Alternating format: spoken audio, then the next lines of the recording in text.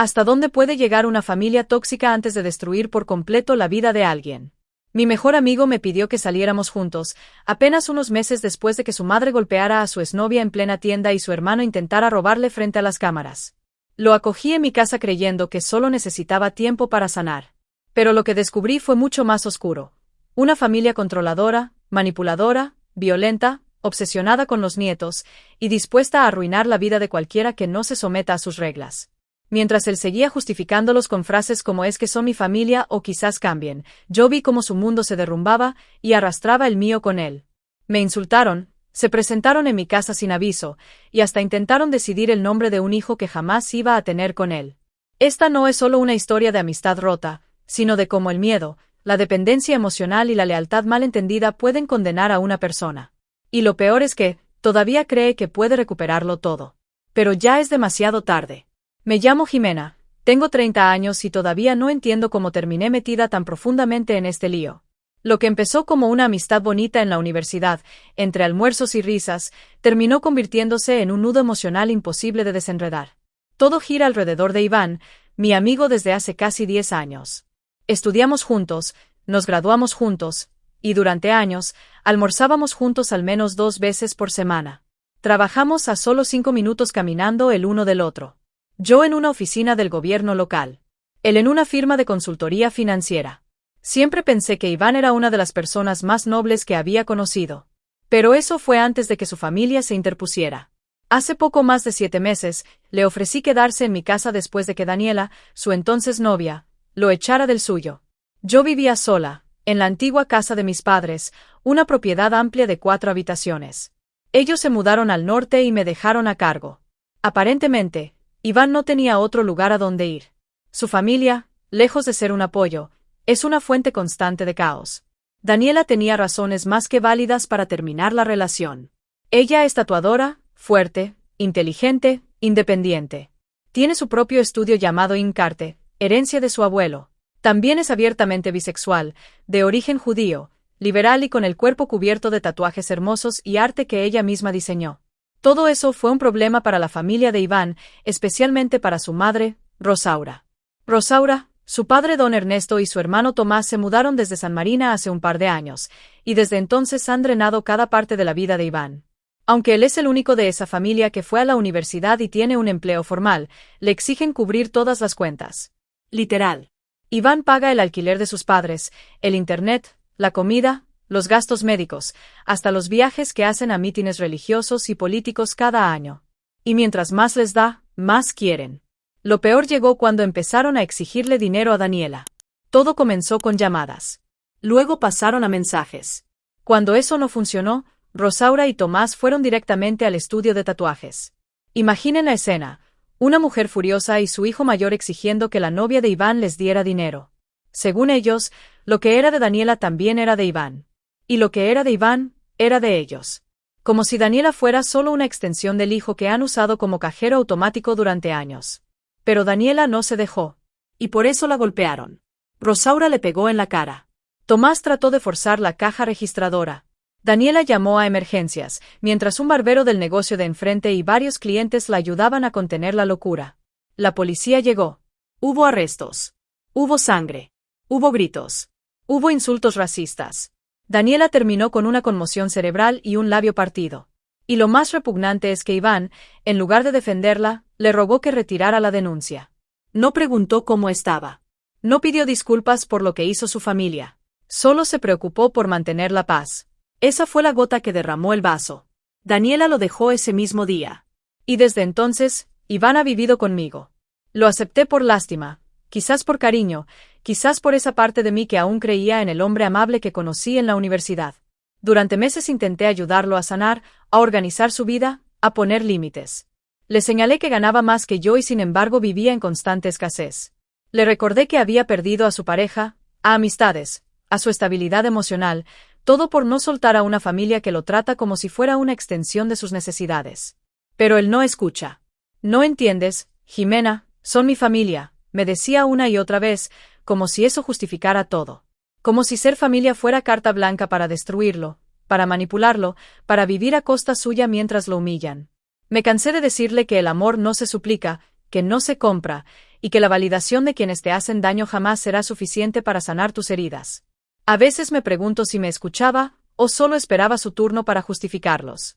Hace unos días, mientras veíamos Netflix en la sala, Iván me preguntó si querría salir con él. Así, sin más.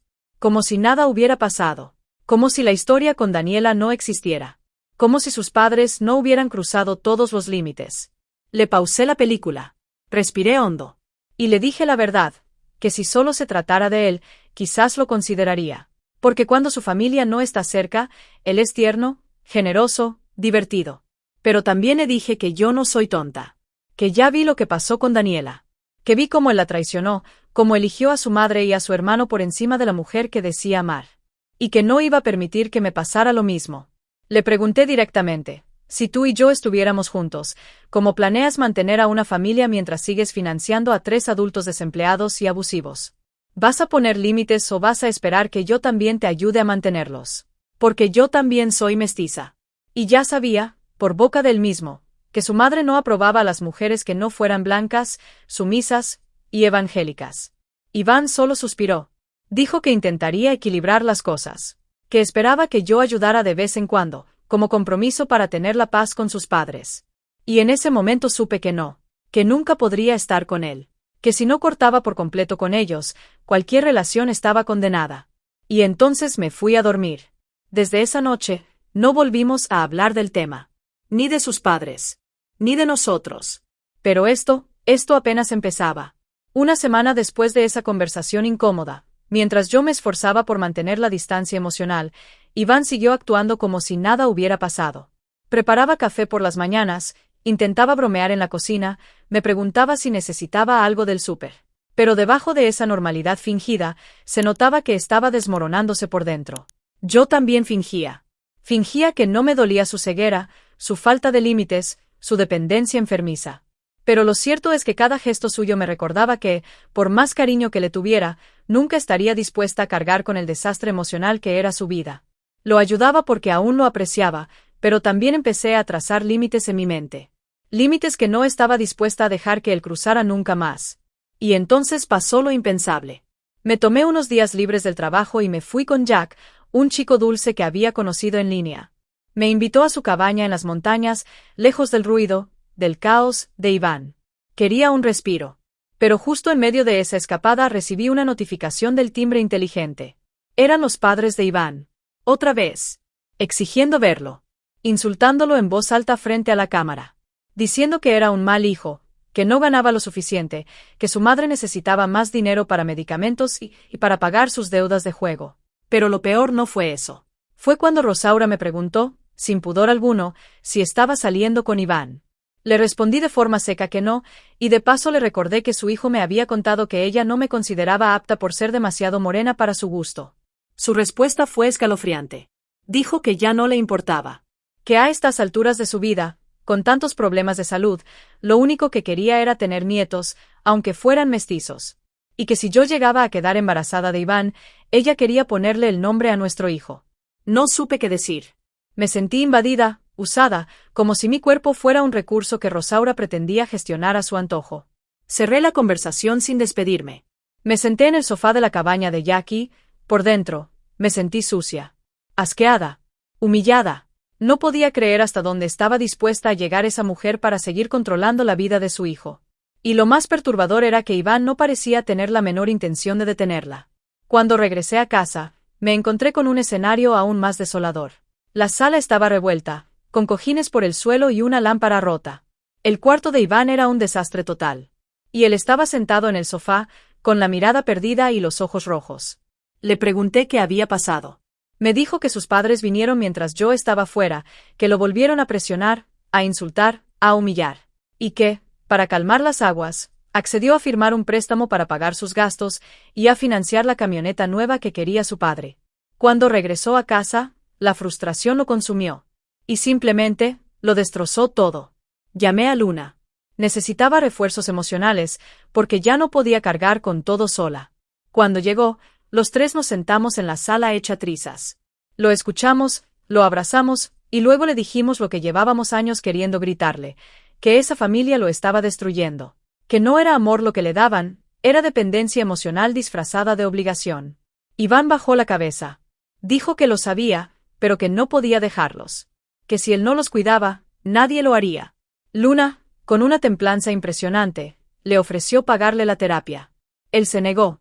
Dijo que solo necesitaba esforzarse más, que en el fondo sus padres lo amaban, solo que no sabían cómo demostrarlo. Yo no dije nada. Ya me había desgastado demasiadas veces. Pero por dentro sentí que algo se rompía. Tal vez era mi última gota de esperanza. Esa noche, mientras Luna y yo limpiábamos los restos del caos, hablamos sobre lo que debía pasar. Ella estaba embarazada. Yo también tenía derecho a vivir en paz. Iván no podía seguir viviendo en mi casa sin que eso nos arrastrara a todas. Luna me dijo con firmeza que, si era necesario, lo ayudaríamos a mudarse. Pero que su tiempo conmigo había terminado. Al día siguiente, Daniela me escribió. Me envió su versión de la historia. Y lo que leí me dejó helada. Me confirmó que después del ataque en su estudio, Iván le rogó que retirara los cargos. Que no la llamó ni una sola vez para saber cómo estaba. Que incluso llegó a confesarle a su madre secretos profundamente personales que ella le había compartido durante su relación, incluyendo su pasado de abuso y adicción. Yo sentí un nudo en el estómago. ¿Cómo podía alguien traicionar así a una persona que lo amaba? ¿Cómo podía seguir justificando a una familia que había causado tanto daño? Daniela tenía razón. Iván no era capaz de poner límites. No con sus padres. No consigo mismo. Y mucho menos con las personas que intentaban ayudarlo. Los días siguientes fueron incómodos. Iván intentaba actuar como si nada hubiera pasado, pero yo me mantenía fría, distante. Me dolía, sí. Pero sabía que tenía que alejarme. Que no podía seguir permitiendo que su drama personal se convirtiera en el centro de mi vida. Y entonces, apareció en mi puerta Tiffany. Bueno, Luna. Con una idea. ¿Y si lo mandamos con su tía Alicia? Dijo con esperanza. Alicia, la única familiar decente que Iván tenía. La única persona de su infancia que alguna vez lo defendió de los gritos de Rosaura. Alicia vivía lejos, en otro estado. Pero tal vez, solo tal vez, podía ser el salvavidas que él necesitaba. Y así empezó nuestro último intento de salvarlo de sí mismo. Una semana después de esa conversación incómoda, mientras yo me esforzaba por mantener la distancia emocional, Iván siguió actuando como si nada hubiera pasado. Preparaba café por las mañanas, intentaba bromear en la cocina, me preguntaba si necesitaba algo del súper. Pero debajo de esa normalidad fingida, se notaba que estaba desmoronándose por dentro. Yo también fingía. Fingía que no me dolía su ceguera, su falta de límites, su dependencia enfermiza. Pero lo cierto es que cada gesto suyo me recordaba que, por más cariño que le tuviera, nunca estaría dispuesta a cargar con el desastre emocional que era su vida. Lo ayudaba porque aún lo apreciaba, pero también empecé a trazar límites en mi mente. Límites que no estaba dispuesta a dejar que él cruzara nunca más. Y entonces pasó lo impensable. Me tomé unos días libres del trabajo y me fui con Jack, un chico dulce que había conocido en línea. Me invitó a su cabaña en las montañas, lejos del ruido, del caos, de Iván. Quería un respiro. Pero justo en medio de esa escapada recibí una notificación del timbre inteligente. Eran los padres de Iván. Otra vez.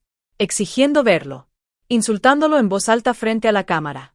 Diciendo que era un mal hijo, que no ganaba lo suficiente, que su madre necesitaba más dinero para medicamentos y para pagar sus deudas de juego. Pero lo peor no fue eso. Fue cuando Rosaura me preguntó, sin pudor alguno, si estaba saliendo con Iván.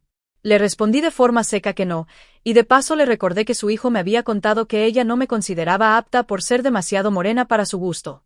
Su respuesta fue escalofriante. Dijo que ya no le importaba. Que a estas alturas de su vida, con tantos problemas de salud, lo único que quería era tener nietos, aunque fueran mestizos. Y que si yo llegaba a quedar embarazada de Iván, ella quería ponerle el nombre a nuestro hijo. No supe qué decir. Me sentí invadida, usada, como si mi cuerpo fuera un recurso que Rosaura pretendía gestionar a su antojo. Cerré la conversación sin despedirme. Me senté en el sofá de la cabaña de Jackie, por dentro, me sentí sucia. Asqueada. Humillada. No podía creer hasta dónde estaba dispuesta a llegar esa mujer para seguir controlando la vida de su hijo. Y lo más perturbador era que Iván no parecía tener la menor intención de detenerla. Cuando regresé a casa, me encontré con un escenario aún más desolador. La sala estaba revuelta, con cojines por el suelo y una lámpara rota. El cuarto de Iván era un desastre total. Y él estaba sentado en el sofá, con la mirada perdida y los ojos rojos. Le pregunté qué había pasado. Me dijo que sus padres vinieron mientras yo estaba fuera, que lo volvieron a presionar, a insultar, a humillar. Y que, para calmar las aguas, accedió a firmar un préstamo para pagar sus gastos y a financiar la camioneta nueva que quería su padre. Cuando regresó a casa, la frustración lo consumió. Y simplemente, lo destrozó todo. Llamé a Luna. Necesitaba refuerzos emocionales, porque ya no podía cargar con todo sola. Cuando llegó, los tres nos sentamos en la sala hecha trizas. Lo escuchamos, lo abrazamos, y luego le dijimos lo que llevábamos años queriendo gritarle, que esa familia lo estaba destruyendo. Que no era amor lo que le daban, era dependencia emocional disfrazada de obligación. Iván bajó la cabeza. Dijo que lo sabía, pero que no podía dejarlos. Que si él no los cuidaba, nadie lo haría. Luna, con una templanza impresionante, le ofreció pagarle la terapia. Él se negó. Dijo que solo necesitaba esforzarse más, que en el fondo sus padres lo amaban, solo que no sabían cómo demostrarlo. Yo no dije nada. Ya me había desgastado demasiadas veces. Pero por dentro sentí que algo se rompía. Tal vez era mi última gota de esperanza. Esa noche, mientras Luna y yo limpiábamos los restos del caos, hablamos sobre lo que debía pasar. Ella estaba embarazada. Yo también tenía derecho a vivir en paz. Iván no podía seguir viviendo en mi casa sin que eso nos arrastrara a todas. Luna me dijo con firmeza que, si era necesario, lo ayudaríamos a mudarse. Pero que su tiempo conmigo había terminado. Al día siguiente, Daniela me escribió. Me envió su versión de la historia. Y lo que leí me dejó helada. Me confirmó que después del ataque en su estudio, Iván le rogó que retirara los cargos. Que no la llamó ni una sola vez para saber cómo estaba. Que incluso llegó a confesarle a su madre secretos profundamente personales que ella le había compartido durante su relación, incluyendo su pasado de abuso y adicción. Yo sentí un nudo en el estómago. ¿Cómo podía alguien traicionar así a una persona que lo amaba? ¿Cómo podía seguir justificando a una familia que había causado tanto daño? Daniela tenía razón. Iván no era capaz de poner límites. No con sus padres. No consigo mismo. Y mucho menos con las personas que intentaban ayudarlo. Los días siguientes fueron incómodos. Iván intentaba actuar como si nada hubiera pasado, pero yo me mantenía fría, distante. Me dolía, sí, pero sabía que tenía que alejarme. Que no podía seguir permitiendo que su drama personal se convirtiera en el centro de mi vida. Y entonces, apareció en mi puerta Tiffany. Bueno, Luna. Con una idea. ¿Y si lo mandamos con su tía Alicia? Dijo con esperanza. Alicia, la única familiar decente que Iván tenía. La única persona de su infancia que alguna vez lo defendió de los gritos de Rosaura. Alicia vivía lejos, en otro estado. Pero tal vez, solo tal vez, podía ser el salvavidas que él necesitaba. Y así empezó nuestro último intento de salvarlo de sí mismo. Luna y yo nos pusimos en acción. Contactamos a la tía Alicia, la única persona que Iván recordaba con un poco de cariño de su infancia. Ella vivía en otro estado, lejos del caos, en un lugar tranquilo donde quizás él podría empezar de nuevo. Le escribimos explicando la situación. Le contamos que Iván estaba pasando por un momento crítico, que había perdido su trabajo, que sus padres lo estaban hundiendo, y que necesitaba ayuda. Alicia respondió con rapidez. Dijo que no le sorprendía lo que estábamos contando, que siempre supo que Rosaura tenía un lado oscuro, pero que lamentablemente nunca tuvo poder suficiente para detenerla. Aún así, aceptó recibir a Iván. Le ofreció su casa por unos meses mientras buscaba estabilizarse. No era una solución mágica, pero era un comienzo. Yo lo hablé con Iván 2 días después.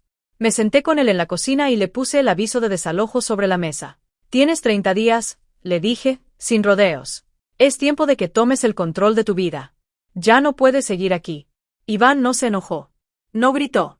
No discutió. Bajó la cabeza y murmuró que lo entendía. Le recordé que pagaba el departamento donde vivían sus padres, así que si no quería ir con su tía, podía perfectamente mudarse allá. Su respuesta me partió el alma. No puedo vivir con ellos. Me destruirían por completo. Y sin embargo, seguía financiándolos. Pasaron 2 semanas y durante ese tiempo Iván parecía estar en piloto automático. Salía por las mañanas, regresaba por las noches, comía poco, hablaba menos. Hasta que un día, llegó a casa con los ojos rojos y la voz apagada. Me despidieron, dijo. Lo miré en silencio. Esperando más. Mis padres fueron a mi oficina, continuó, con los labios temblorosos. Se presentaron sin avisar. Hicieron un escándalo. Gritaron. Le exigieron a mi jefe que me aumentara el sueldo porque no ganaba lo suficiente para mantener a mi familia. Me quedé en shock. ¿Y qué hiciste tú? Me paralicé, dijo. No sabía qué hacer. Solo quería que se callaran. Les supliqué que se fueran. Pero ya era tarde. Seguridad lo sacó. Y ese mismo día, mi jefe me llamó. Me dijo que me tomara unos días. Pero ayer, me dijo que no podía seguir en el equipo. Que mi productividad bajó, que era una distracción para los demás. Lo escuché con una mezcla de rabia y lástima. Sus propios padres lo habían llevado al desempleo. Lo habían quemado por dentro y por fuera. Y aún así, él no se atrevía a cortar el cordón. Para colmo, una semana antes de que tuviera que mudarse, organizamos el cumpleaños de Daniela en casa de Luna. Fue una tarde hermosa. Amigos, música, comida. Nadie pensaba en Iván, hasta que entró sin ser invitado. Sí, así como lo lees. Cruzó la puerta como si nada. Con una sonrisa forzada. Saludando como si estuviera en su casa. La sala se quedó en silencio. Luna y yo lo confrontamos de inmediato. No fuiste invitado, le dije con firmeza. Pero ustedes son mis amigas, intentó justificarse. Esto no es sobre ti, interrumpió Luna. Es el cumpleaños de Daniela. No tienes nada que hacer aquí. Iván ignoró nuestras palabras y se acercó a ella. Le pidió hablar en privado. Daniela lo miró con un hielo que no le conocía. No, Iván. Vete. Pero él insistió. Le dijo que su madre estaría dispuesta a aceptarla de nuevo si ella se disculpaba por haber mandado a Tomás a la cárcel. Y que si retiraba la orden contra Rosaura, todo podría volver a la normalidad. Como si todo se pudiera borrar con una disculpa. Como si el trauma no existiera. Daniela lo fulminó con la mirada. ¿Tú me estás pidiendo que me disculpe, por haber sido golpeada? ¿Por haber llamado a la policía cuando intentaron robarme? Iván no respondió. ¿Sabes qué, Iván? Continuó. Estoy feliz. Estoy con alguien que me apoya. Alguien que me respeta. A diferencia de ti. Vergel, su pareja actual, se levantó y se interpuso. Le pidió que se fuera. Iván intentó tocar la mano de Daniela. Vergel lo empujó. Luna intervino para que no pasara a mayores. Y entonces, en un gesto que no vimos venir, Daniela lo miró y le dijo: ¿Quieres hablar? Bien. Pero aquí, y ahora. Durante casi 2 horas, la fiesta se convirtió en una intervención. Daniela le dijo todo. Le preguntó por qué nunca la defendió. Porque protegía a sus padres cuando eran ellos quienes lo destruían. Le recordó cada momento de silencio, cada excusa, cada traición. Iván apenas hablaba. Repetía que solo quería ser un buen hijo. Que su madre estaba enferma. Que él no podía abandonarlos. Cristian, el esposo de Luna, fue duro. Brutal, incluso. No basta con que te estés quemando por dentro, le dijo. Ahora también estás intentando quemar a las mujeres que se preocupan por ti. Ya basta. Iván rompió en llanto. Quise consolarlo, pero ya no podía. El daño estaba hecho. El caos que causó al aparecer en esa fiesta fue su último clavo en la tumba de lo que alguna vez fue nuestra amistad.